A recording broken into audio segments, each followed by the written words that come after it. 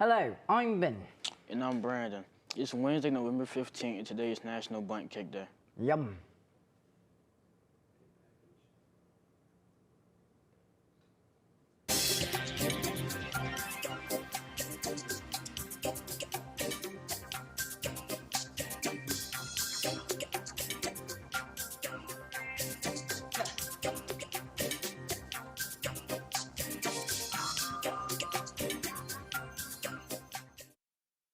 Congress has 3 days left to pass a funding bill to avoid a government shutdown.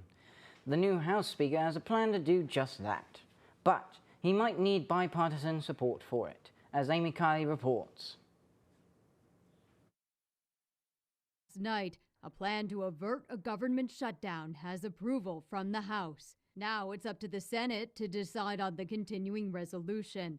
I intend to support it. That chamber's GOP leadership is backing the plan from the Republican House Speaker. And Democrats are actually the ones who got it through the House. It's nice to see us working together. Bipartisanship shouldn't be controversial. But to some people, it is. After all, a bipartisan bill to avoid a shutdown is what cost Congressman Kevin McCarthy the gavel. So will Speaker Mike Johnson suffer the same fate? I don't blame Mike for what's going on right now. It looks like he won't. In fact, this Republican who voted to oust McCarthy still seems to blame him. I think that Mike has inherited a mess, and he is doing his best to work through that mess. Another sign of continued tension between McCarthy and hardliners who removed him is this NPR audio from the Capitol yesterday. Why'd you elbow me in the back, Kevin? Has he done that before? No. Huh. That's a new move. You got no guts. Meanwhile, a White House official says if the Senate passes the spending bill, President Joe Biden will sign it. I'm Amy Kiley reporting. Families of hostages being held by Hamas are marching from Tel Aviv to Jerusalem, calling on their leaders to do more to bring their loved ones home. Continued Tuesday, so too did the protest. Shut it down! Hundreds of people marched down San Francisco's Market Street demanding an immediate ceasefire in the Israel-Hamas war.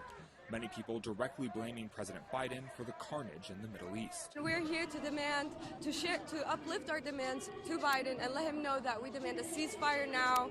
Many of the protesters out here tell us they feel like President Biden and other world leaders here in AIPAC aren't listening to them. And because of the summit happening all this week, they feel like this is the perfect time to make their voices heard. Tuesday's protest was a part of a larger No to AIPAC movement that has hosted events around the Bay Area in recent weeks. Those marching saying they're determined to apply pressure to world leaders gathered in the city. They have no choice but to listen to us, frankly, because while they're here having a party that the whole rest of the city is not invited to, we're here in the streets. They'll apply pressure again on Wednesday when protesters say they'll attempt to shut down the AIPAC summit. If you want to keep the Democratic voters on board, you need to start acting like someone whose interest is in human rights. In a new video message, San Francisco Police Chief Bill Scott said while his department supports people's rights to protest, they're prepared if things get out of hand. While Tuesday's protest was largely peaceful, those gathered say they're not stopping anytime soon. We're going to continue showing up in the streets every single day until we have a ceasefire, until the demands that we have are met.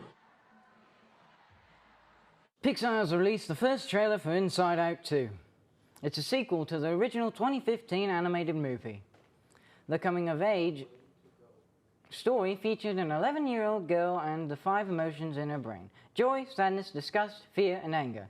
The emotion characters were voiced by comedians Amy Poehler, Phyllis Smith, Mandy Kaling, Bill Hader, and Willis Black.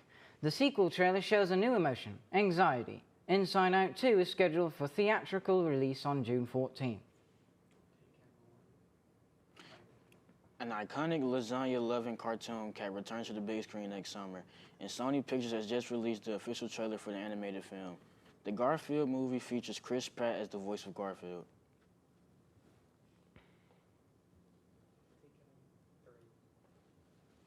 Shine up your bundt pan and heat up your oven, because Wednesday is National Bundt Cake Day. This delicious observance is held every year on November 15th. The dessert gets its distinctive form from the shape of the bundt pan.